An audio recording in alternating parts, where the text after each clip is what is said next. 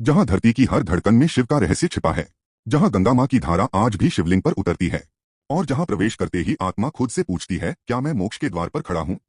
दोस्तों, यह है नासिक का त्र्यंबकेश्वर मंदिर, भारत का वह अद्भुत ज्योतिर्लिंग जिसके बारे में कहा जाता है कि यहाँ केवल पूजा नहीं होती बल्कि आत्मा का शुद्धिकरण होता है।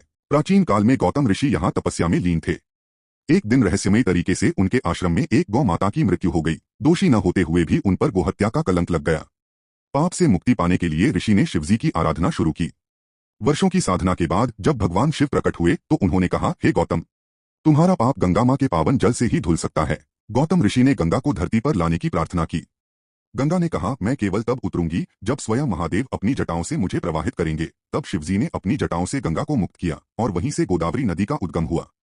इसीलिए इस मंदिर को केवल ज्योतिर्लिंग नहीं बल्कि गंगा के अवतरण का साक्षी माना जाता है। गंगा का धरती पर अवतरण भगीरथ की तपस्या और सगर के पुत्रों की मुक्ति के कारण हुआ था। यह कथा प्राचीन शास्त्रों और रामायण में प्रमाणित है। गौतम ऋषि वाली कथा गोदावरी नदी से संबंधित है, जिसे दक्षिण गंगा भी कहा जाता है। असली रहस्य यह है कि यहाँ के शिवलिंग पर निरंतर जल टपकता रहता है। यह जल कहाँ से आता है, इसका रहस्य आज तक वैज्ञानिक भी नहीं सुलझा पाए। श्रद्धालुओं का मानना है कि यह स्वयं गंगा मां की अविरल धारा है जो शिवलिंग का अभिषेक करती रहती है। माना जाता है कि इस ज्योतिर्लिंग के दर्शन मात्र से जन्म जन्मांतर के पाप मिट जाते हैं और आत्मा मोक्ष की ओर बढ़ जाती है।